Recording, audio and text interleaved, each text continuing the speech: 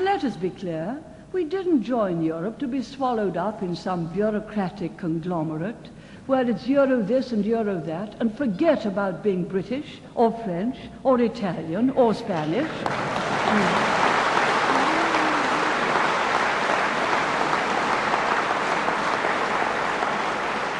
We're British, and we're proud of it, proud of our traditions.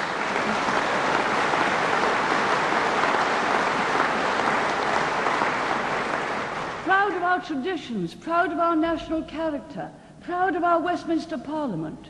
We want to preserve them, and we shall. But there are those who see it very differently. They dream of a European superstate run from Brussels by people who claim to know what's best for us.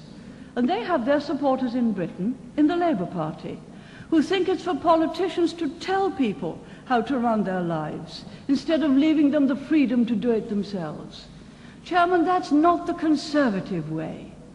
We believe that willing and active cooperation between independent sovereign states is the best way to build a successful European community.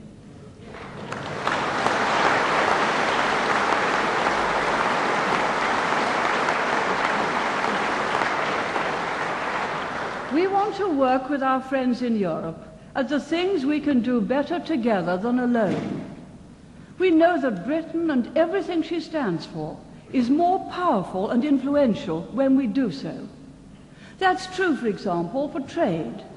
By acting together, we're stronger when it comes to negotiating with other great centers of economic power, the United States, Japan, the newly emerging countries of the Pacific. But that doesn't mean that Europe should run our lives in every detail. We don't need Europe to tell us what to do in those areas of our life which we can run perfectly well ourselves.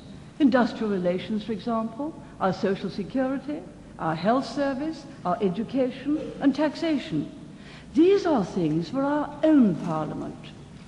It's a family of nations that we seek, working more closely together, but each cherishing its national identity, its character, and its own way of doing things. And that is the real problem, colleagues. Why there is such a problem in this crisis? Because member states are reluctant to transfer new sovereignty and powers to the European Union. And we all know that the only way out of this crisis is a new transfer of powers to the European Union and to the European institutions.